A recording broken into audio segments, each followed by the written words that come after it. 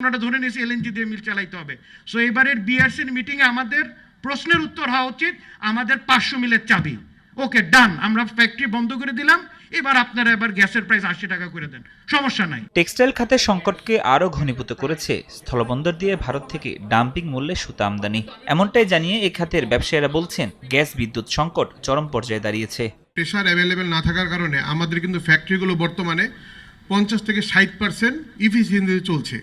এতে দুইটা প্রবলেম হচ্ছে, আমাদের ক্যাশ ফ্লো আমরা মিলাতে পারতেছি না, ইফিসিয়েন্সি কম কিন্তু আমাদের পাওয়ারের অ্যাভেলেবিলিটি না থাকার কারণে।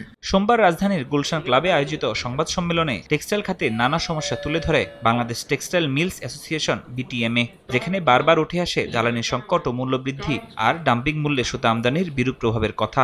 আমাদের শিল্প বন্ধ হয়ে যাচ্ছে, আমরা এই শিল্প পরিচালনা করতে আমরা রীতিমতো হিমশিম খেয়ে যাচ্ছি। ব্যাংকের ঋণ দিতে পারতেছি না, শ্রমিকের বেতন দিতে পারতেছি না, গ্যাস বিল দিতে পারতেছি না। এ সময় ব্যবসায়ীরা অভিযোগ করেন, দেশের শিল্প খাতকে ধ্বংস করার চক্রান্ত করছে প্রতিবেশী দেশ। ষড়যন্ত্র মোকাবেলায় সরকারের আন্তরিকতা নিয়েও প্রশ্ন তুলেছেন তারা। সিকিম যেরকম ওরা নিয়ে গেছে, পাট শিল্প নিয়ে গেছে, এখন আমাদের আরএমজি নিয়ে টানাটানি শুরু হয়ে গেছে। আমাদের 85% export amounts to textile and RMG. এই সেক্টরই যদি না থাকে, এই ইকোনমি কে চালাবে? মানুষের বেতন কোত্থেকে হবে?